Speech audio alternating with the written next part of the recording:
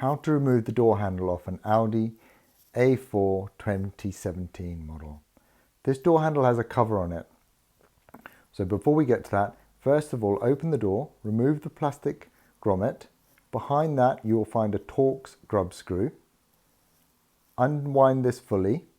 It'll lock in place, you won't be able to drop it. Then lift the front section of that door handle and slide it to the left.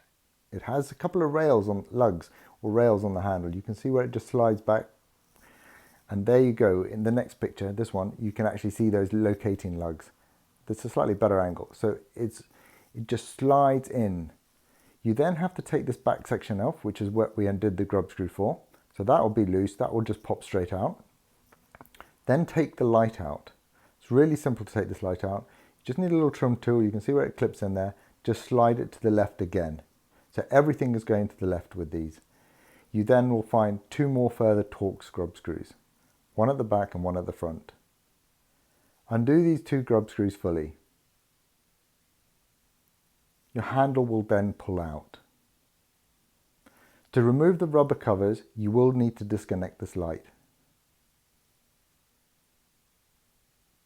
And here we go. That is how you take the door handle off a 2017 Audi A4.